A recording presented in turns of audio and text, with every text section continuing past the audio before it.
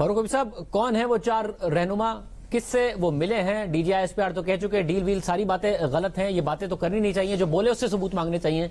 हुकूमत ने कहा है तो सबूत दे दें, किससे मुलाकात हुई है, कौन चार रहनुमा?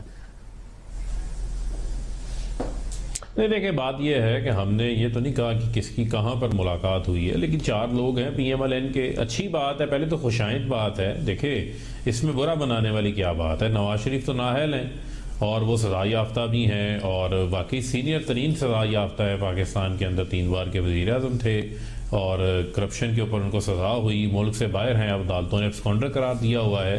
अब अगर कोई चार लोग और मजीद क़यादत के ख्वाहिशमंद हैं तो ये खुशाइंद बात है कि जहाँ पर एक डायनेस्टिक फैमिली लिमिटेड पार्टीज़ बनी हुई है, वहाँ पर चार लोग ख्वाहिश का इजहार कर रहे हैं। और आपको मैं हालिया दिनों का भी बयान याद करवाना चाहता हूँ, आपके इल्म में होगा।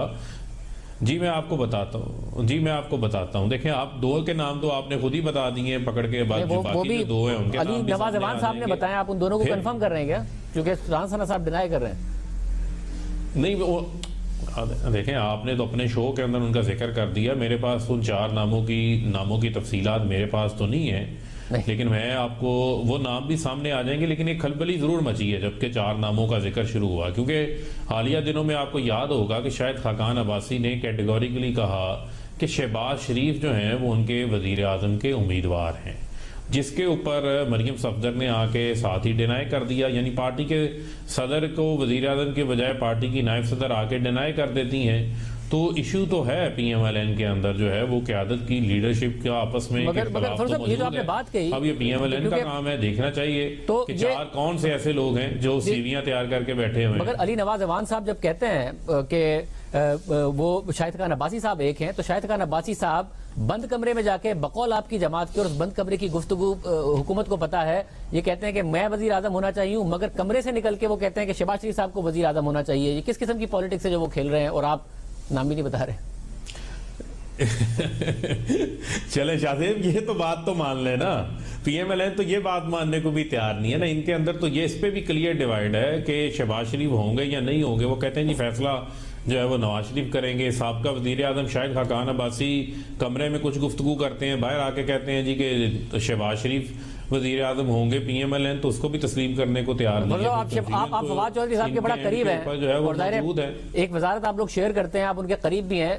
3 में से एक बात बता दें, जिस बंदे से मिले हैं उसका नाम बता दें, या फिर उन 4 लोगों का नाम बता दें जिनसे मिले हैं, या फिर वो बंद कमरा बता दें कहाँ है, इस्लामाबाद में है, पिंडी में है, कहीं दरमियान में है, कोई एक चीज तो बता दें। देखें शाहजेब, आप भी जो है ना वो वसीम बदामी की तरह मासूमाना सवालात जो हैं वो पूछते हैं। अब उन बंद कमरों की बात अगर मैंने ही बतानी है या 4 नाम मैंने ही बताने हैं तो फिर जो है वो आपके जरायों का हमें क्या फायदा है? आगे पीछे तो आपके जराये तेजी से काम कर रहे होते हैं। सवाल ये उठेगा, अब भी आप चेक कर सकते हैं। मगर फिर सवाल ये उठेगा, क्योंकि मुझे तो जराये से बात करनी पड़ेगी, आपको सिर्फ फवाद चौधरी साहब से करनी है, जिनसे आपकी रोजाना बहुत ज्यादा बात होती होगी, क्योंकि उन्होंने ही दावा किया है। तो इसलिए सवाल ये उठ रहा है कि क्योंकि आप इनके रहनुमा पर इल्जाम लगा रहे हैं कि वो बंद कमरे में जाके कर रहे हैं, आपके रहनुमा बबांगे दौल मीडिया पे आके बातें कर रहे हैं और असेंबली में आपके खिलाफ तकारीर कर रहे हैं, तो उस मसले को छुपाने के लिए आप ये नई चीज लेके आए, क्योंकि ना तो आप जगह बता रहे हैं, ना बंदे जिससे मिले उसका बता रहे हैं, ना ही 4 रहनुमाओं के नाम बता रहे हैं, और DGISPR कह चुके कोई डील की बात नहीं है, जो बोले उससे सबूत मांगे, तो हम आपसे सबूत मांग रहे हैं, आप दे दें।